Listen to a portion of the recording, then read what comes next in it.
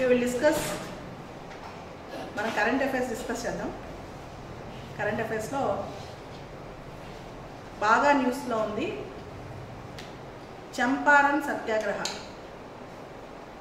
ఎందుకంటే కరెక్ట్గా ఏప్రిల్ 10, 1917లో గాంధీ గారు చంపారన్ అనే ప్రాంతంలో సత్యాగ్రహాన్ని ఫస్ట్ టైం చేపట్టారు కాబట్టి అది బాగా న్యూస్. ఇయర్ ఫిలిమ్స్లో వచ్చే అవకాశం కూడా ఉంటుంది. ఈ చంపారన్ సత్యాగ్రహానికి 2017 ఏప్రిల్ 10 నుంచి 2018 ఏప్రిల్ 10 వరకు సంవత్సరం మొత్తం మనం సెలబ్రేషన్స్ చేసుకున్నాం. ఇది చంపారన్ అనేది బీహార్ రాష్ట్రంలో ఉంది. చంపారన్ సత్యాగ్రహలో ఇంపార్టెంట్ పాయింట్ ఏంటంటే तीन कतिया सिस्टम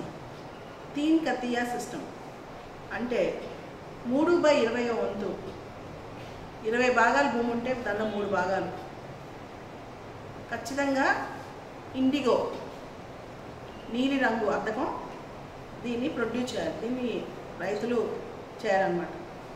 దాని వ్యతిరేకంగా పోరాడితే చివరికి గాంధీ గారు రాజ్ కుమార్ శుక్లా అనే ఆయన గాంధీ గారిని చంపారన్కి పిలుస్తారు.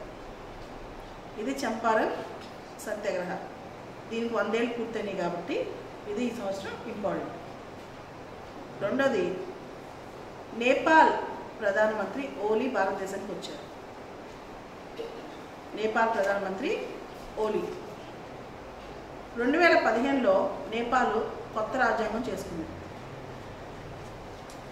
ఆ రాజ్యాంగంలో మదేశీలకు సంబంధించి వాళ్ళ పౌర హక్కులకు పౌరసత్వానికి సంబంధించి కొంత వివక్ష ఉంది అని చెప్పి భారతదేశం ఆ రాజ్యాంగానికి అభ్యంతరాలు తెలిపింది. నేపాల్ దాన్ని నేపాల్ అంతర్గత వ్యవహారాల్లో చొరబాటు చేసుకుంటుందని భావించి భారత్కి నేపాల్కి ఈ మధ్యలో కొంత దూరం పెరిగింది. ఇదే కాకుండా చైనా నేపాల్ సంబంధాలు, చైనా తన యొక్క ధనాన్ని చెక్ బుక్ డిప్లొమసీ అంటే అప్పులు రుణాలు డబ్బులు ఇచ్చి భారతదేశం చుట్టుపక్కల ఉన్న దేశాలతో మంచి చేసుకోవడానికి ప్రయత్నం చేస్తుందన్నమాట. దానిలో కూడా నేపాల్ ఇక్కడ ఇంపార్టెంట్. అయితే ఈ ప్రస్తుతం భారత్ నేపాల్ సంబంధాలు చాలా ఇంపార్టెంట్. నేపాల్ దేశం సార్క్ దేశాల్లో ఒక దేశం. సార్క్ హెడ్ క్వార్టర్స్, సార్క్ అంటే South Asian Association for Regional Cooperation. SAARC headquarters Nepal కాఠ్మండూలో ఉన్నాయి. నేపాల్ భారత్ మధ్య ఉన్న బార్డర్ సరిహద్దు అది ఓపెన్ బార్డర్, ఈజీగా రావచ్చు, ఎవరైనా వెళ్ళొచ్చు. దీనిలో ట్రేడ్ అనేది చాలా ఎక్కువ, వాణిజ్యం అనేది ఎక్కువ జరుగుతూ ఉంటుంది. నేపాల్లో యువత కూడా భారతదేశానికి చాలామంది ఉద్యోగాలకు వస్తుంటారు. ఇలాంటి సందర్భంలో నేపాల్కి భారత్ చాలా అవసరం. అలానే భారత్ కూడా పొరుగు దేశాలతో మిత్రత్వం చాలా అవసరం. ఓలీ గారు ఒక మాట అన్నారు, Nepal is not a land locked country అని. నేపాల్కి సీ యాక్సెస్ లేదు, సముద్రం లేదు, చుట్టూ భూభాగమే ఉంది. ఆయన అంటారు, భూభాగం ద్వారా మేము అందరం కనెక్ట్ అయి ఉన్నాం, ల్యాండ్ లాక్డ్ కంట్రీ అనుకోకండి, ల్యాండ్ లింక్డ్ కంట్రీ అనుకోండి అని చెప్పి ఓలీ గారు చెప్పారనమాట.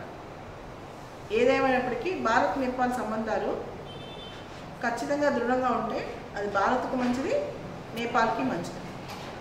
భారత్ నేపాల్ సంబంధాలు దృఢంగా ఉంటే భారత్కి మంచిది, నేపాల్కి మంచిది. రెండోది ఫేస్బుక్. ఈ మధ్య గత 10 రోజులుగా ప్రతిరోజు న్యూస్లో వస్తున్న అంశం ఫేస్బుక్ కేంబ్రిడ్జ్ అనలిటికా.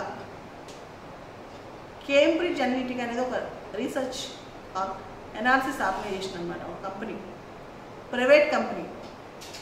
ఫేస్బుక్ మనందరం అకౌంట్లు ఓపెన్ చేస్తాం కదా, దానిలో మన ఫోటోలు, లైక్లు, డిస్లైక్లు, మన యొక్క పర్సనల్ డేటా అంటే ఏ ఉద్యోగం చేస్తాం, ఎవరితో స్నేహం చేస్తాం, మన ఇష్టాలు ఏంటి, అయిష్టాలు ఏంటి, మన కమ్యూనిటీ ఏంటి, మన ఊరేంటి, దీన్ని బట్టి మన యొక్క వ్యక్తిత్వాన్ని, అభిరుచులను మనకు సంబంధించిన ఎమోషన్స్, భావాలను, మనోభావాలను గుర్తించి మన డేటాను స్వీకరించి బిగ్ డేటా అనలిటిక్స్ ద్వారా దానిలో మనల్ని టార్గెట్ చేస్తూ ఏదైనా మార్కెటింగ్ కానీ, ఉదాహరణకి లేడీస్ ఉన్నారు, అర్బన్ లేడీస్, వాళ్ళు వేసిన డ్రెస్సులే వాళ్ళకి వస్తాయన్నమాట మార్కెటింగ్లో.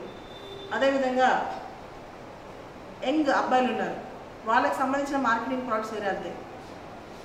కేవలం బిజినెస్కే మాత్రమే కాకుండా డెమోక్రసీ, ప్రజాస్వామ్య విషయాల్లో కూడా ఇది జరిగింది, ట్రంప్ ఎన్నికలో జరిగింది, చాలా దేశాల్లో జరుగుతుంది అనే విషయం ఇప్పుడు న్యూస్లోకి వచ్చింది. కేంబ్రిడ్జ్ అనలిటికా అనే సంస్థ ఫేస్బుక్ నుంచి డేటాను స్వీకరించి వ్యక్తుల్ని, సంస్థల్ని, ప్రాంతాల్ని లక్ష్యంగా పెట్టుకుని వాళ్ళ యొక్క కన్సెంట్ లేకుండా, అంటే వాళ్ళకి తెలియకుండా వాళ్ళ డేటాను మొత్తం స్వీకరించి వాళ్ళని టార్గెట్ చేస్తూ టార్గెటెడ్ మెసేజ్, వాళ్ళకి మనోభావాలకు సంబంధించిన మెసేజెస్ అన్ని వాళ్ళకి పంపిస్తూ వాళ్ళని మనుషులో ప్రజాస్వామ్య భావాల్ని మారుస్తూ ఇన్ఫ్లుయెన్స్, ప్రభావితం చేస్తుంది అనేది పెద్ద అభియోగం అన్నమాట. ఇది చిన్నదే అనిపిస్తున్నా దీని వెనకాల చాలా పెద్ద హస్తాలు ఉన్నాయని కూడా అనుమానాలు ఉన్నాయి. ఫేస్బుక్ అధినేత మార్క్ జూకర్బర్గ్ దీని మీద ఈ వారంలో కాంగ్రెస్ కమిటీ ముందు చెప్పబోతున్నారు దీనికి సమాధానం. ఆల్రెడీ తప్పు జరిగింది అని చాలామంది ఒప్పుకున్నారు అన్నమాట. ఇది ఫేస్బుక్ సంగతి. ఈ డేటా గోప్యత గురించి భారతదేశంలో ఆల్రెడీ ఇప్పటికే శ్రీకృష్ణ కమిటీ అని ఒక కమిటీ వేశారు. ఆయన దీని మీద చాలా విషయాలు చెప్పారు, 7 పాయింట్లు కూడా చెప్పారు. మనకి తెలియకుండా మన డేటాను తీసుకోకూడదు, మితంగా అవసరమైనంతే తీసుకోవాలి. తీసుకున్న డేటా కూడా ఏ పని కోసం అయితే తీసుకున్నారో ఆ పనికి మాత్రమే వాడాలి. అండ్ ఆ డేటా వాడేటప్పుడు మనకి ఎందుకు వాడుతున్నారో తెలియపరిచి మన సమ్మతి ద్వారానే డేటా వాడాలి. ఈ విధంగా చేయాలి. కాబట్టి చేస్తేనే మన డేటా. ఇప్పుడున్న మారుతున్న ప్రపంచంలో మనిషి జీవితంలో వ్యక్తిగతం గోప్యత అనేది ఏమీ లేదు, ప్రతి అంశము పబ్లిక్లో ఉంది. ఇలాంటి టైంలో మనం ఎంత డేటాని, మన పర్సనల్ డేటాని జాగ్రత్త ఉంటే అంతే మంచిది. పోయిన సంవత్సరం వచ్చిన Puttaswamy versus union of India కేసులో ఆంతరంగిక గోప్యత, వ్యక్తిగత సమాచారం, దానికి రైట్ టు ప్రైవసీ అనేది మనకుంది. దానికి అనుగుణంగా వెళ్తే ఖచ్చితంగా పరిస్థితి కొంచెం బెటర్గా ఉండే అవకాశం ఉంది. ఎంతమంది డేటా, మన డేటా ఇలా వెళ్ళిపోయిందో మనకి కూడా తెలియదు అనమాట. ఇదొక సమస్య.